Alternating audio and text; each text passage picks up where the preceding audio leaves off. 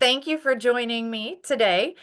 This is the Nutrition After Treatment webinar. I'm Julie Lanford, and I am your cancer dietitian. I'm the creator and author of cancerdietitian.com, and I work for Cancer Services Incorporated. We are a local nonprofit located in Winston-Salem, North Carolina. So many of you on, I see, are local survivors that come to our programs in person as well as our virtual programs. So I'm glad you're here today. Our topic is pretty broad, I guess. We're going to talk about specifically after treatment's over, what are the recommendations for healthy eating? What should you eat? What should you avoid? And what does that really mean? So we are definitely going through all of those things. I do want to make sure for anybody on who's not familiar with me, my name's Julie. As I said, I work for a community-based nonprofit agency who helps make sure that all these cancer dietitian programs are available to you at no charge. And I am trained as a registered dietitian nutritionist. I am licensed here in the state of North Carolina, and I'm also a board certified specialist in oncology nutrition, which just means that oncology is my specialty. To maintain that certification, I have to take an exam every 5 years to show that I'm current and up to date on the latest nutrition and oncology information. I did my bachelor's in science in biology at NC State University. I did a master's in public health at UNC Chapel Hill, and my registered dietitian training was also built into that program. And I've also done an executive certificate in nonprofit leadership from Duke. So, for anybody who's following the basketball tournaments, I think that means that two of my teams are still in and one of my team is not still in. Not totally sure because I don't actually watch. But I did cover multiple universities who are competitors to each other. Doesn't matter to me. I got great education at all of them. And I tell people these things because there's a lot of opinions about nutrition and food in popular, media, social media, word of mouth, from maybe some not so evidence-based or science-based medical providers. And so I always encourage you, if someone is giving you nutrition advice, dig in and find out where that information came from, because a lot of the information that I hear people ask me about is actually not very science-based nutrition information. So I'm here to give you the evidence-based guidelines and information around nutrition, specifically as it relates to cancer treatment and survivorship. And then it's your job to decide what you do with that information. Here are our topics for today. We are going to discuss the things you need to know about nutrition and cancer. We will define what plant-based eating means when it comes to health professionals recommending that diet. We'll talk about what nutrients are important for cancer survivors from a big picture. We will also discuss eating habits that we want you to have and eating habits that we maybe don't want you to have so much. And that's it. So we may be done in 30, 45 minutes. It depends how many questions come in. So feel free to throw your questions in the chat or the Q&A, or if you're somebody who's watching or listening to the recording, you can send an email to julie@cancerservicesonline.org, and happy to kind of point you in the right direction. All right, nutrition and cancer, things to know. First of all, from my perspective and my expertise, I always remind people that eating and nutrition is your opportunity to promote your health. It's how you provide your body the nutrients it needs to function. So I encourage you to have the mindset where you see the foods on your plate or the drinks you're having or the grocery store, trips as your way to identify opportunities to provide your body nutrition that it needs. I find a lot of, popular media or our current culture focuses a lot on how you or what you should not eat, or how to not have this, or how to minimize that, or they tend to be more negative focused around food. But really the purpose of eating is to provide your body nutrients to function. So I encourage you to have a positive approach to food, see it as a way to nourish yourself, and to make sure that you're getting enough.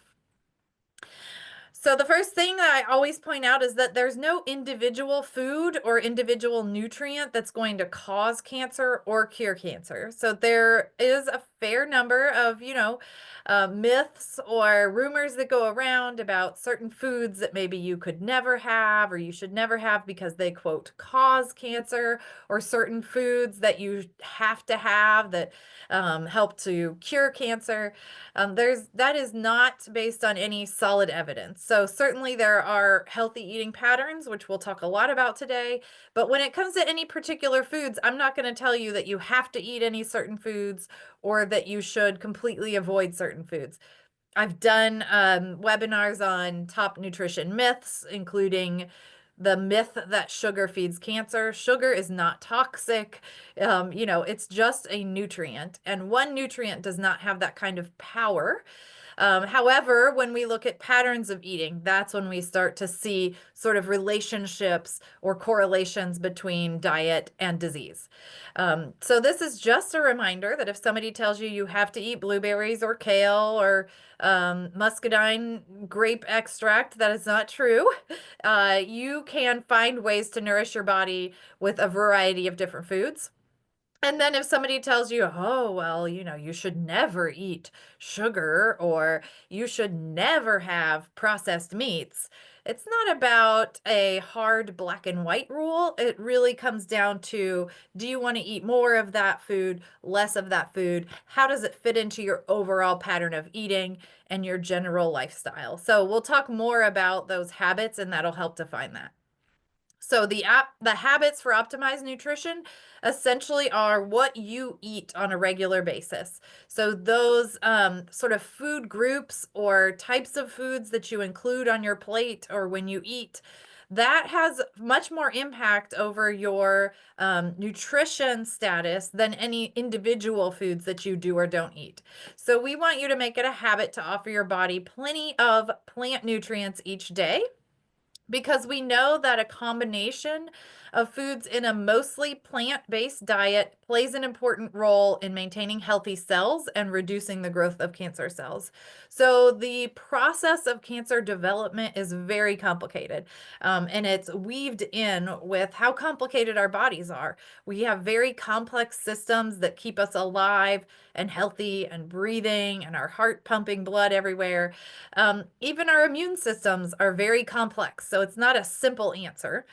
But we do know that when our bodies are functioning at their best, then our immune systems can recognize when something's off so that it can be packaged up and gotten rid of. And what we know is that to maintain good, healthy cells, we need to eat lots of plants. That does not mean that you have to eat only plants. So when people say, oh, well, if you had cancer, you should be a vegan. If you want to be a vegan because you have ethical reasons to do that, that's fine with me. It's not something that we say everyone has to do. So when health organizations recommend a plant-based diet, we essentially mean you're eating lots of plants. That doesn't mean that you must eliminate any animal products. So that becomes a personal choice. What is essential is that you eat lots of plants. If your plants come, packaged with a little bit of meat or dairy, that's your choice. But we do want you to eat lots of plants, because plants contain phytochemicals or phytonutrients. And if you've been on any of my other webinars, of course, I talk about this all the time, where I want you to get lots and lots of different phytochemicals in your food intake. And I even talk about how we want you to get lots of different colors of your plants, because different colors basically represent different phytonutrients. Plants grow and they have all these different nutrients in them, and when we eat them, we get those nutrients and they help our bodies function. So by eating a variety of different colors of plant foods, you are essentially providing yourself with lots of different phytonutrients. So it seems pretty basic, but that is the simplest way to think of it. And evidence continues to show that minerals, vitamins, and phytochemicals that are found only in plant foods interact to provide extra cancer protection. They're also interacting to help promote just general good health in your body, so that you have good heart health, you have good bone health, you have good immune system function. All of those things essentially rely on these nutrients, the vitamins, the minerals, the phytochemicals, the fiber that you get from plants. Now, your animal products can provide you with protein, vitamins, minerals, but they do not provide you with phytonutrients and they do not provide you with fiber. So it's essential you get the right balance if you are somebody who consumes animal products, that you have the right balance of plants to animals. Now, if you're somebody who is a vegan, of course, all of your nutrients are coming from plant foods, so your plant diet is 100% plants. But for those of us who enjoy the flavor that dairy and meat bring to the plate, we want to make sure that we are having the right balance of plants to animals.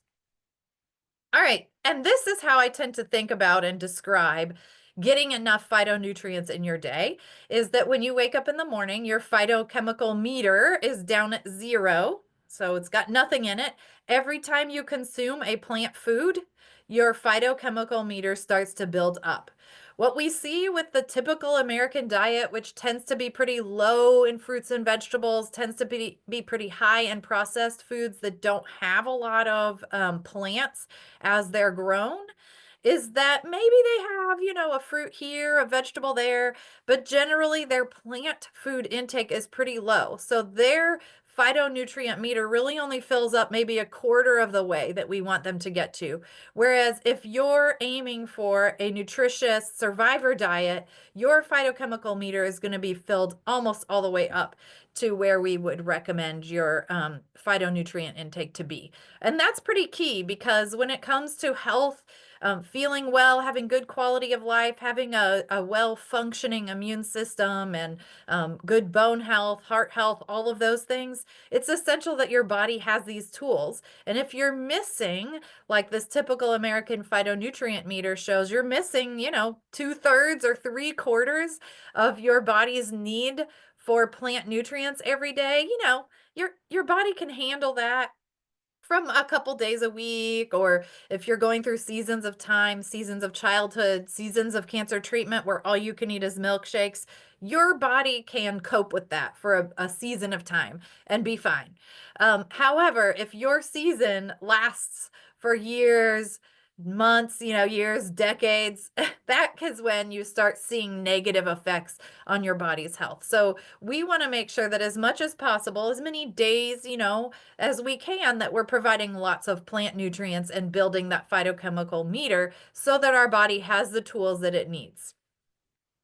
So in addition to phytochemicals, of course, your body needs fiber. That's essential for good gut health. You need vitamins and minerals. There's essential vitamins and minerals, and there's also trace minerals that you need. Your body needs good hydration. Your body needs energy. And the unit of energy when it comes to our food is calories.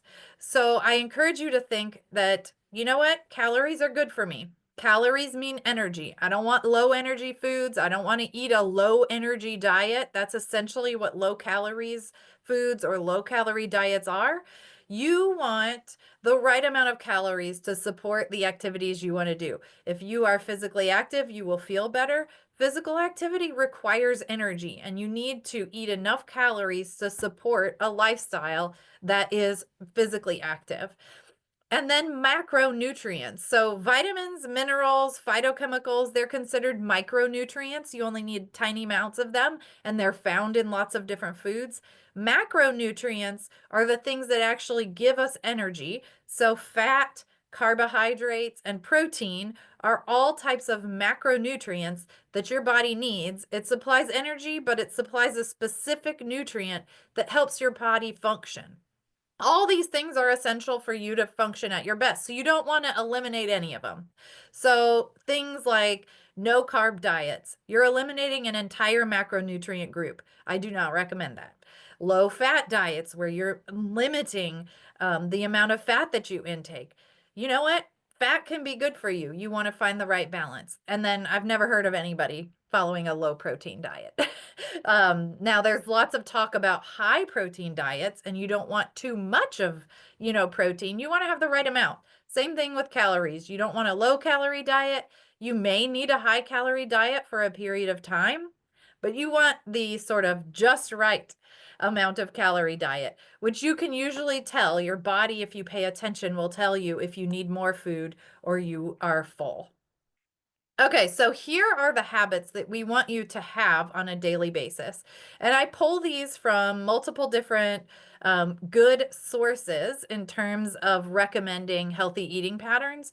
There are guidelines for cancer survivors in terms of what types of foods that we want you to consume. And generally, all of the guidelines are that you would follow the same recommendations we give for cancer risk reduction. So that means that the same thing we're telling the general public about reducing their risk for cancer is the same thing that we want you as cancer survivors to do in order to live healthy after your treatment and also reduce your risk of cancer coming back. So these are the daily habits that we recommend. First of all, you want to consume plenty of fruits and vegetables. Quite honestly, if there was just one thing that I had people do across the board, it would be consuming 4 to 5 cups of fruits and vegetables on a daily basis. Now, some days, 1 or 2 days a week, you may not hit that. That's totally fine. But on average, so most of the days of the week, if you are able to get plenty of fruits and vegetables, that I think is one of the most important things that you can do. To me, it doesn't matter which fruits and vegetables you're eating. Any vegetable is better than no vegetable. You get them in a can, you get them frozen, you get them fresh, you get them freeze dried. That to me is not as important as the fact that you actually get those into your mouth, you chew them up, and you swallow them, because that's the only way your body can get all those nutrients. Now, if you're like the typical American, you probably don't have any at breakfast, you have a little bit at lunch, and then you try to catch up at dinner, which doesn't often work very well because 4 to 5 cups of fruits and vegetables all at one time can be pretty intense.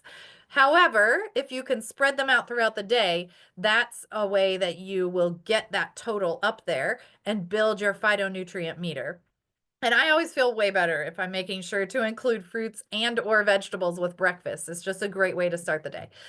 So if you have a cup of fruit with breakfast, a cup of vegetables with lunch and a fruit, a cup of vegetables with dinner and a fruit, and you're including fruits or vegetables in your snacks throughout the day, you will meet this.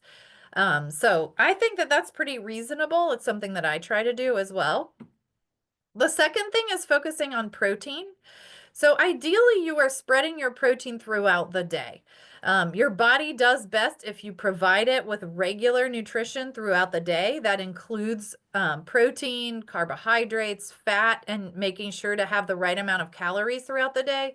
If you go long periods of time without eating, your body's not sure when the next time it's going to have enough energy. And so it starts to sort of conserve your energy, slow down your metabolism. In general, that's not what we want. To feel well, to have the best quality of life, our body will, be physically active and you will be nourishing it regularly throughout the day. So ideally, you're spreading your protein throughout the day. I put on here a general guide of 15 to 35 grams at meal times. 20 to 35 would probably be my preference. People have a really hard time sometimes at breakfast. So trying to get to at least 15 grams at breakfast, I think is a good idea. And you do need to pay a little bit of attention to that to make sure that the sources of protein that you think you're having at breakfast are actually providing you with protein. Some of the more popular right now plant-based milks. I hesitate to use the word milk because milk comes from a mammal. So plants can't make milk. But the milk substitutes, we'll call them, are often not very high in protein. So if replace cow's milk, which is 8 grams of protein per cup, with a plant-based milk, that's fine with me as long as that plant-based milk is providing you with the protein that you need at breakfast, or if it doesn't, you're getting protein from another source. So almond milk, cashew milk, coconut milk all tend to be about 0 grams of protein, so they are not an appropriate substitute for cow's milk. Now, soy milk is pretty equivalent to cow's milk. So I am a fan of that. And then there's some new bean-based milks or pea milks that have a different variety of protein. So it's important that you look at that nutrition facts label to find out what's in there and also read the ingredient list so that you know how that milk was prepared. And then at snacks, if you can include 7 to 15 grams, I think that's a good goal to aim for. Things like cheese sticks, nuts, trail mix, hummus, those types of things can help give you extra protein at snacks and at meals. And then speaking of nuts and, hummus, things like that, plant-based proteins are important for all of us, even meat eaters. So pretty commonly across the board, when I look at a variety of different healthy sort of diet plans, things like, I mean, I hesitate to use the word diet, we'll say nutrition plans. Things like the DASH diet, the New American Plate from the American Institute for Cancer Research, the anti-inflammatory diet, the Mediterranean diet, even though they do include some meat in their recommendations, all of them are recommending having plant-based proteins at least once a day. So that is something that I do recommend for everybody. You might have meat at some of your meals, but make sure that you're including a plant-based protein at some point during the day. Nuts, beans, seeds are all appropriate. I often put chia seeds in my morning smoothies. I snack on nuts or trail mix. I do like hummus and other beans in chili or soups or things like that. I think lentil soup is delicious and pretty easy to make. And lentils cook a lot quicker than dried beans, so they can also be a very affordable and efficient way to eat nutritiously. And then when you do include meat or dairy products in your day, a small portion is really enough to meet your needs. So an egg is about 7 grams of protein. A cup of milk is about 8 grams of protein. 2 tablespoons of peanut butter is 8 grams of protein. Now, there are even some milks that, like Fairlife milk is a brand that I often buy. It has more protein per cup and it's lactose free for anybody who's lactose intolerant. So there are ways to get these proteins. If you do eat a piece of meat, something like chicken or steak or turkey or tuna or fish, a small amount, like even here's a little can. It's about the size of a can of tuna, a deck of cards.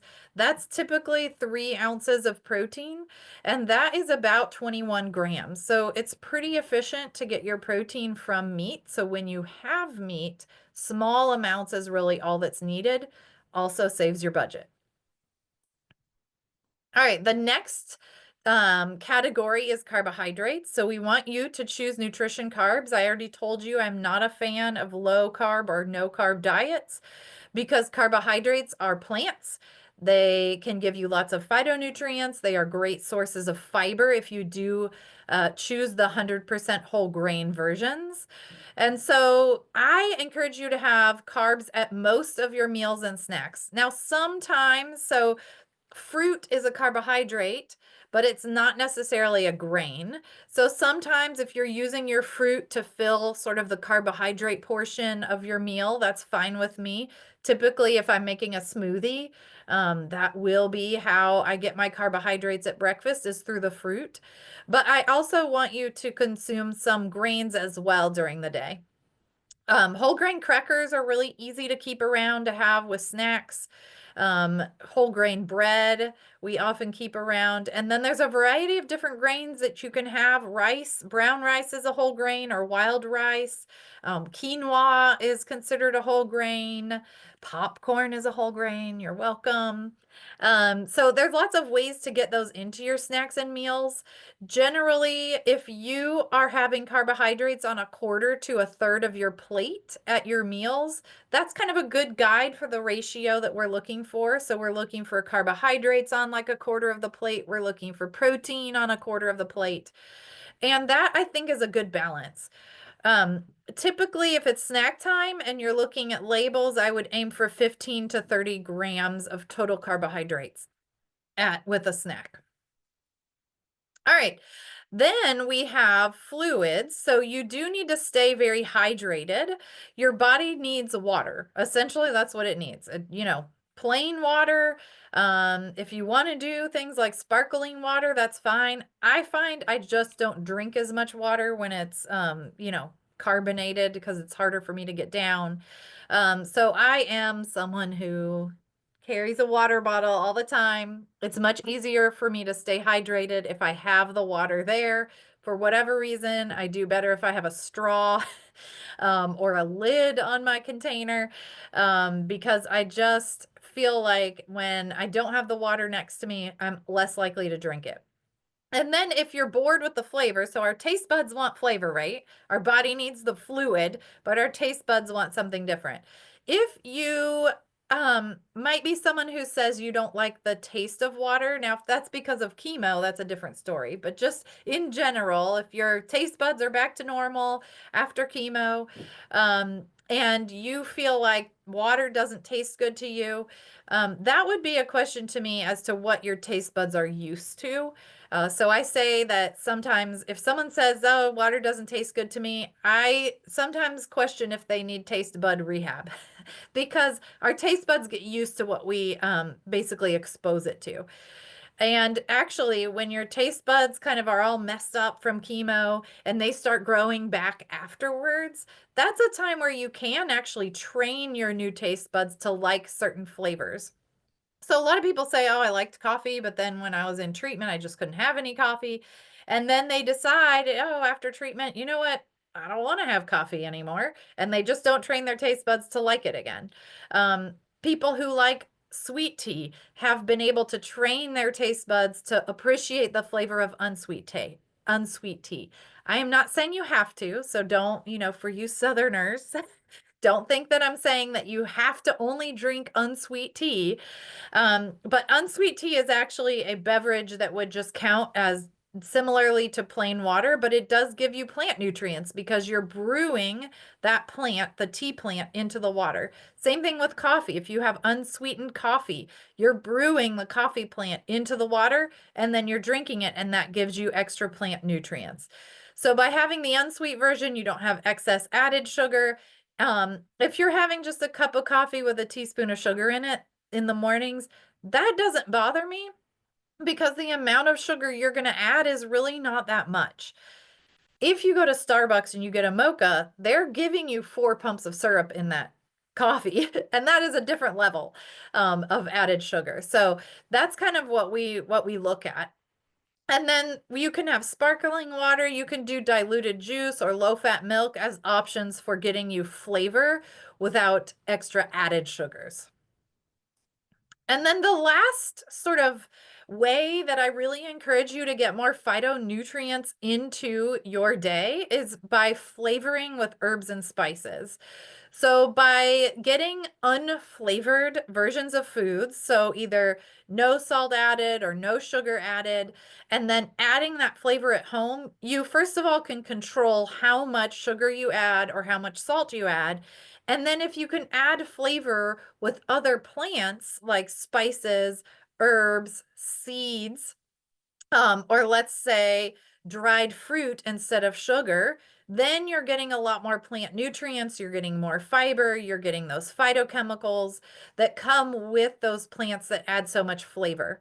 So the flavor is great. You will use less added salt and added sugar, and you get the bonus of, hey, those are plants. So you're getting the nutrients that are in the herbs and spices.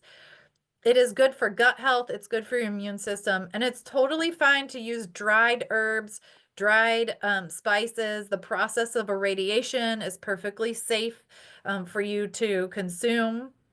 And then, some people will ask me, well, is ground pepper have more phytonutrients than like if you bought the pepper already ground? I mean, maybe, but I feel like it's minuscule. If you better prefer the flavor of fresh brown ground pepper, then for sure do that. But if it's not convenient, which sometimes there are days when I am just like, I don't have the energy to grind this thing. I just need some pepper in my food. Dump it out. It's fine. I feel the same way about some of the convenience fruits and vegetables. Canned is perfectly appropriate. Frozen is often, just as fresh as fresh. And they add a lot of convenience. So finding those shortcuts that work for you, the garlic that's already in a jar, I don't think it tastes as good as fresh garlic, but you know what? Sometimes I just need some garlic out of a jar because that makes my life easy. And it's all still nutritious for you. And so I think those shortcuts are really great. All right, so those are the habits that we want you to have. So those are the things we want you to eat regularly. We had, just as a recap, I'm going to go through them, okay? So 4 to 5 cups of fruits and vegetables. We had protein that you spread throughout the day. So you're not overdoing protein at any one meal. You're spreading it throughout the day to give your muscles that access to protein that they need. You're spreading carbohydrates throughout the day. You're choosing nutritious carbs like fruits, vegetables, whole grains. And then you're choosing fluids that are going to hydrate you regularly throughout the day. And flavor from herbs and spices at home. All right, so those are the things to eat. Those are the things I prefer to talk about. Those are the things I like to tell people to eat more of. It's way more fun to talk about those things. That's what I focus on in my recipes on my website and my cooking classes. And then the next section, we're going to talk about what sort of, I guess, foods to avoid. And I will tell you, in my nutrition philosophy based on science, there are not foods that you should absolutely never have. Like you can't ever have them because they're somehow going to cause you problems. It's really more about how often do you have them and how do they fit into your pattern? Are you consuming mostly all the other things that we've already talked about and just a few of these things? Or are you consuming mostly these things and a few of the others, if that makes sense? So we're looking really at the ratio here. So the things that we want you to have less of or avoid making a habit out of is sugar sweetened drinks. That's the first thing. That is quite honestly for the typical American. When you hear Americans eat a lot of added sugar, yes, we have added sugar in a lot of our packaged foods, but honestly, it is the sugar sweetened drinks that are driving up our added sugar intake. So that's going to be regular sugar sodas. Diet sodas do not have any sugar added to them. And artificial sweeteners, you know, they're perfectly safe in the food supply. Are they nutritious for you? They don't really add anything for you. So it's not like artificial sweeteners are good for you. I wouldn't say that they're bad for you either, unless you seem to not tolerate them very well. The negative I think to the artificial sweeteners is that they still train your taste buds. So whether you're having a regular Dr. Pepper or a diet Dr. Pepper, your taste buds are getting used to that sweet taste. So that if you are somebody who regularly drinks sodas, whether they're regular sodas or diet sodas, or like the diet lemonade that Chick-fil-A has, or sometimes you can get diet sweet teas, your taste buds are still getting used to that sweet taste, and that makes it difficult for you to just like the flavor of water. So personally, as a child of the 90s, I was a diet soda drinker. I don't like the taste of sugar sodas. So if I'm going to have a soda, I actually prefer the taste of a diet soda. I know that sounds crazy to some people, but that's what it is. I do not make a habit out of drinking my diet Dr. Pepper. That's my, special beverage of choice. I might have it once or twice a week. And that's what I tell people about sodas as well. If you just love, Dr. Pepper or Coke or sweet tea is your thing here in the South, people love sweet tea. It kind of is what makes their family meal or whatever. I don't have a problem if you're having it just on occasion. So maybe once or twice a week, that's it. If you're having it every day, that's what I would consider a habit. And so we would want to kind of change that. So that's my take on sodas and sweet tea. Sweetened coffee drinks, if you're somebody who loves going to the coffee shop, I would encourage you to find those coffee drinks that you like that don't have added sugar, that don't have a lot of saturated fat from the milk if it's a latte or the whipped cream on top. So I tend to be somebody who does love coffee. I love some coffee shop experiences. I try to save money and brew the coffee at home. I add milk to it and that's it. I don't love it black, so I do like to have some milk in my coffee. If I had a fancy coffee machine, I'd probably make lattes more often, but that might be more than I can handle, my techniques. So I would encourage you to be cautious with some of those coffee drinks that you get at the coffee shops. Make that a special occasion drink. And then energy drinks often have lots of caffeine in them. Maybe it can be similar to having a coffee with espresso, But they are often sweetened. So you want to make sure you know what it's sweetened with. Is it sweetened with sugar? Is it sweetened with artificial sweeteners? Are you comfortable with the amount of sugar that's in there? How often are you having them? If it's artificial sweeteners, are you comfortable with those? How often are you having those? Again, I would not make a habit out of having sugar sweetened beverages or artificially sweetened beverages because I think that we want to have a habit out of drinking water. And then those can fit in though. It's not that you can never have them. It's just finding the right balance, maybe once or twice a week. And speaking of beverages, we'll move on to adult beverages, which this is probably even less popular of me to talk about than the sodas or the sweet tea. And the fact that the current evidence around cancer and alcohol is that for cancer prevention, it's best not to drink alcohol. Okay, so alcohol use is the third leading modifiable factor that increases cancer risk. Prior to that, we would be talking about cigarettes and we would be talking about, lifestyle in terms of nutritious intake and physical activity. So alcohol being number three. So the less alcohol you drink, the lower your risk for cancer. That said, when you look at things like the heart disease recommendations, they used to say that red wine could be good for your heart. FYI, if you haven't checked on that recommendation in the last like 10 years, that is not what they say anymore. So you might have missed that. Everybody just likes to keep throwing out, oh, but red wine's good for your heart, right? Well, they kind of took that recommendation away. Guidelines around drinking in moderation right now sit generally at 1 drink a day for women, 2 drinks a day for men. That's kind of the general guideline in terms of what counts as moderation versus do you drink more than moderately. Personally, I think having a drink every single day is a habit. And so I ask myself, is that a habit I want to have? And my answer is for me is no. You get to answer that question for yourself.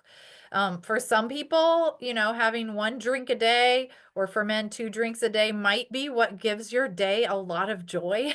And assuming that you can fit those in a healthy way for your mental health and your relationships, I'm not here to tell you you shouldn't do it. But I do think that once you know the information, you make an educated choice for you.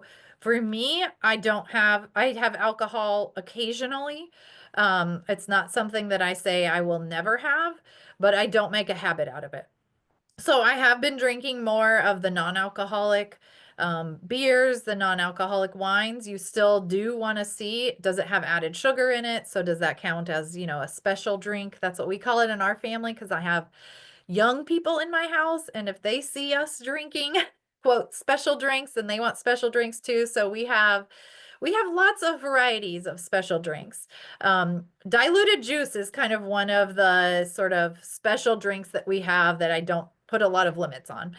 It can taste really fun when you put limes and mint and a little bit of juice and some seltzer water. I mean, to me, that is a perfectly healthy way to get some water and a little bit of juice. 100% juice will help build up a few phytochemicals there. So I think there's lots of ways to get the experience maybe that we're looking for when we do have some alcohol without actually intaking alcohol. And that said, you get to figure out what is the right balance for you. I know people who just completely stop drinking after their treatments. Okay. Oh, I forgot to change the picture on this one. All right. So this picture is not appropriate for our topic on this slide. Limit consumption of red and processed meats. This is an evidence-based guideline because we know that high consumption of processed meats does increase risk specifically for colon cancer, as well as consuming red meat more than 18 ounces a week on a regular basis also increases risk. So to define red meat, that's beef, pork, and lamb. Yes, pork is a red meat. No, it is not the other white meat. That's a marketing campaign. In case you didn't know, marketing campaigns are not necessarily based on truth or science. So there's your little tip. Pork is a red meat. And so we count anything that you have that's beef, pork, or lamb as red meat, and we would encourage you not to consume more than 18 ounces a week. So generally, depending on what size piece of meat you tend to eat, that could be once a week if you're a large steak eater. Or it could be like if it's just hamburger in your spaghetti sauce, or you have a small burger, it might be 2 to 3 times a week. So I would generally kind of recommend that maybe you have red meat once a week, and you have fish twice a week, and you have poultry twice a week, and then you have vegetarian meals the rest of the time. Then when it comes to processed meats, there is no sort of defined safe level of processed meats. So the recommendation is that you essentially minimize processed meats, just like minimize the intake of alcohol. Processed meats are things like hot dogs, bacon, sausage, deli meats. They've been smoked, cured, salted, fermented, or had preservatives added to them. Okay, so that's a lot of different processing.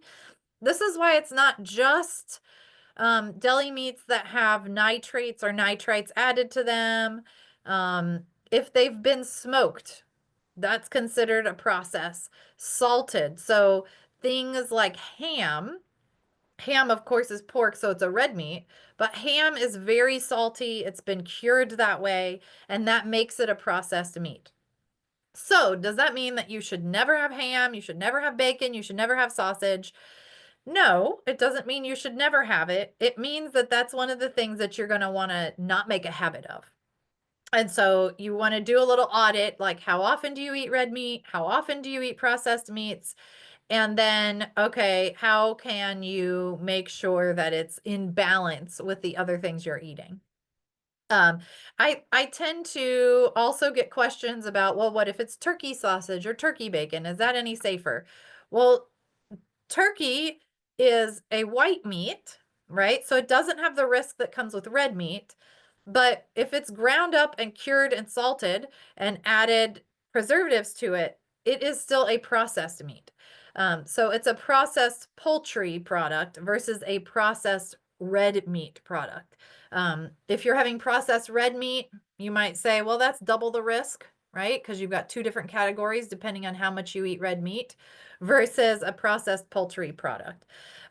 So what I say is that I don't make a habit out of processed meats, and I might have some red meat here and there, but mostly I'm consuming plant-based proteins. Poultry, fish is something that I go to a lot.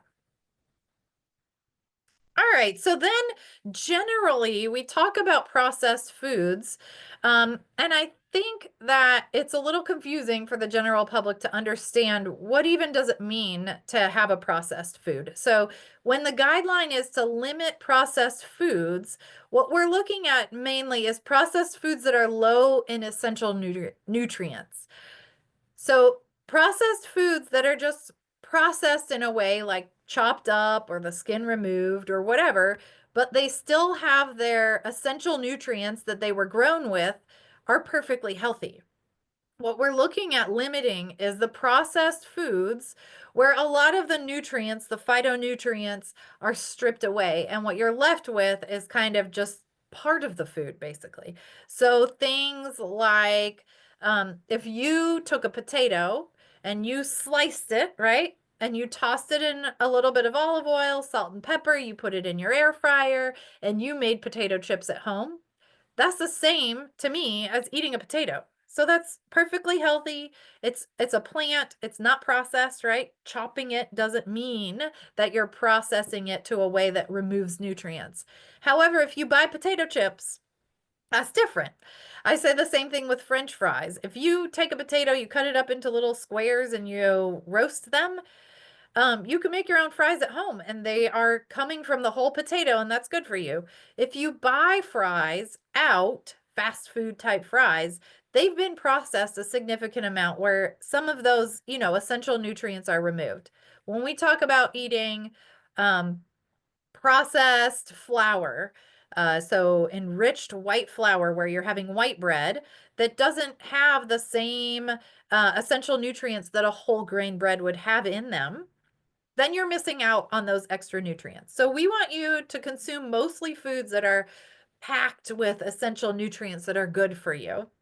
And really the only way you can kind of tell the difference is by reading the ingredient list. So that's the first thing I always tell people. If you're buying something that's in a package, you should read the ingredient list because you should know what you're having.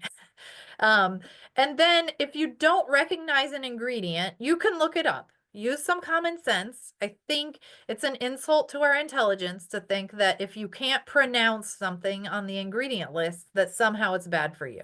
That's ridiculous. That's not science. So I'm here to empower you. If you cannot pronounce something on the ingredient list, it might just be the chemical name for vitamin D or vitamin C, or water has a chemical name. So just because you don't understand what the word is doesn't mean it's bad for you. You can go look it up. Chemicalcuisine.org is a great place to look up food additives. I did a whole webinar in January about this, so you can watch that. But what we really want to know is, first of all, what is this food? Okay, so what's it made out of? And was it processed to a point where nutrients are removed? If you buy, like I buy sweet potatoes in the frozen section, they're already chopped up in cubes. They've had the skin removed. So yes, there's a little bit of nutrition removed, but honestly, with sweet potatoes, if I'm cubing them and roasting them, I might keep the skin on, but a lot of times I'm taking the skin off of a sweet potato anyway, because it does not look like something I want to eat. So what we're looking for, frozen and canned, can be perfectly healthy, although we would call them processed foods. And even some of the prepared foods. So if you can find something that's prepared or packaged, but that's made from generally whole grains, fruits and vegetables, it doesn't have a ton of added salt, then that's a perfectly healthy processed food, right? So it's important that you think a little bit critically about that ingredient list and then check out the nutrition facts label, because you want to compare how much added sugar, saturated and trans fat, and sodium content are, and also see if there's fiber in the food that you're buying. So as a reminder, this is what the food label looks like. If you are looking at the food label, I don't look at calories because, again, that's just a unit of energy. Assuming you're buying this food because you need some nutrients, the calories doesn't make or break my decision. First of all, you need to look at serving size so that you know whether you're eating a serving or two or three when you have this food. And then check out the saturated fat and trans fat to see where it's at. You can look at how much sodium's in it, and you can look at how much added sugar is in it. And then you also can see how much fiber is in this particular product. Now, of course, I always start with the ingredient list because I think that you should know, oh, if you're buying rice, that you're getting rice, or you're buying potatoes in a box. That's one where it's like, okay, are these actual potatoes or are these like processed product made from potato powder?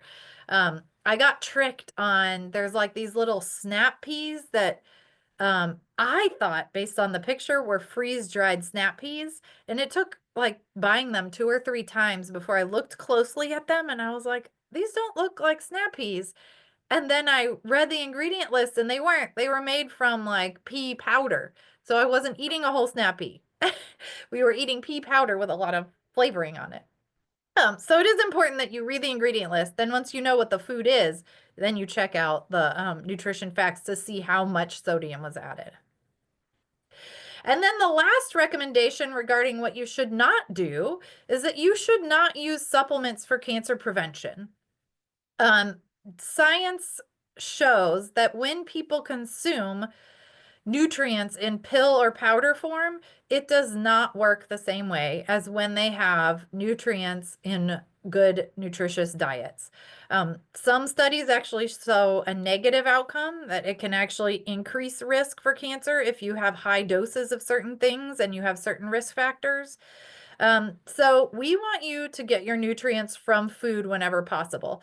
Supplements are essentially the most processed food that you could get, because all it is sucking out just this one or two individual nutrients and putting it in pill or powder form.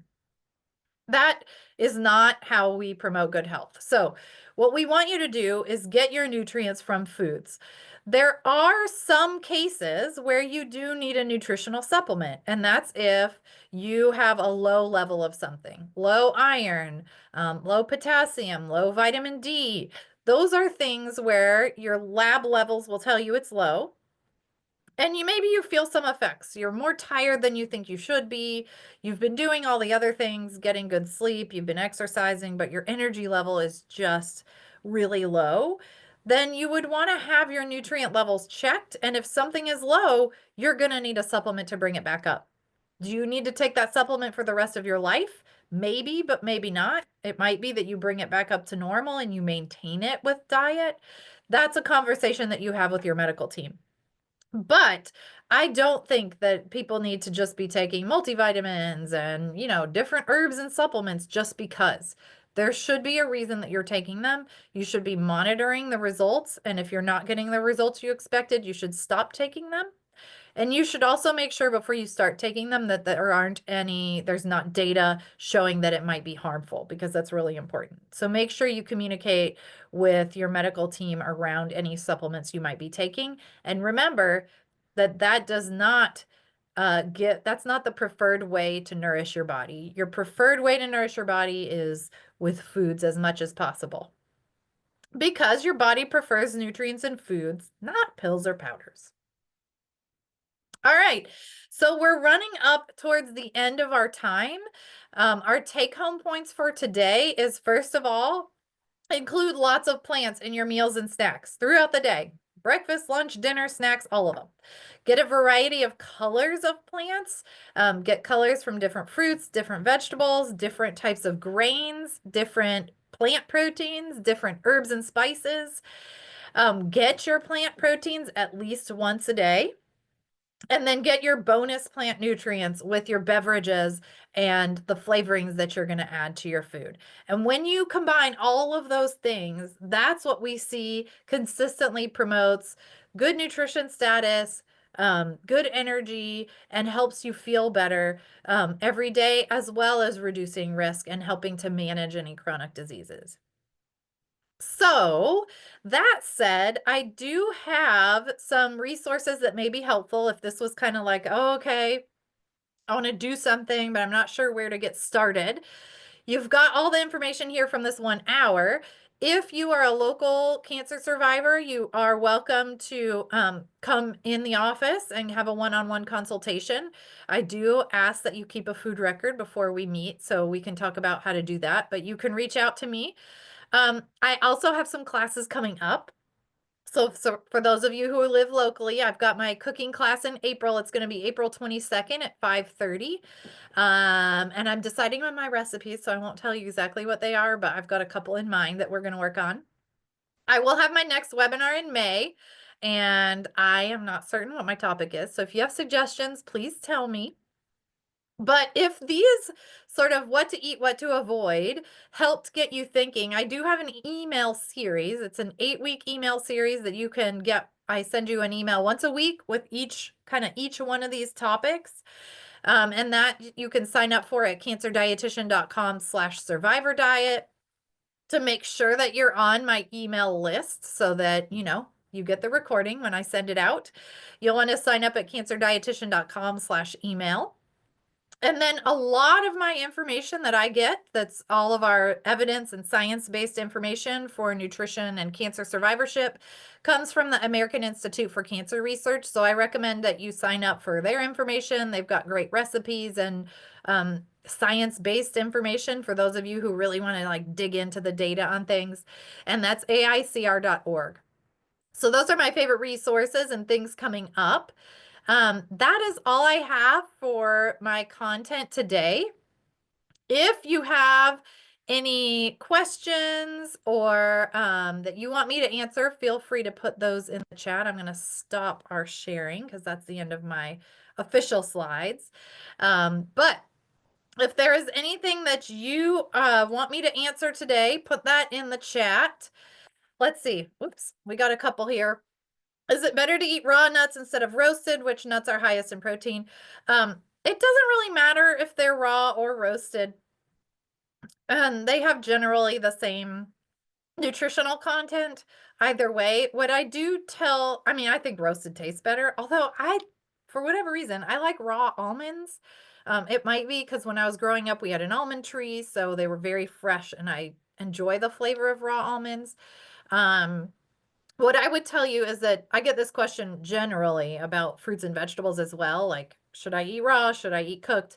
Generally, some nutrients are activated in the cooking process and some nutrients are deactivated. So it either way is fine. If you really want to get nitpicky, you could do some raw and some roasted, and then you're covering your bases.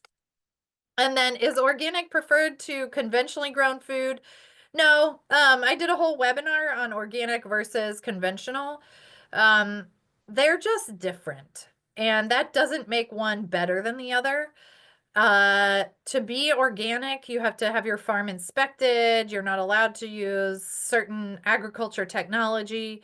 But there's no good solid science showing that the technology used for conventionally grown food is any worse or that the technology used for organically grown food is any better. There are pesticides approved for organic use. Does that make them safer than the pesticides approved for conventional grown use? Not necessarily. So, what I tell people is either one's fine. Like, if you think organic tastes better or your favorite farmer farms organically, it's totally fine, obviously, to buy organic food. It's also perfectly fine to grow conventionally grown food. And the technology that we have for farming helps to keep food prices lower, which I think we can all be grateful for.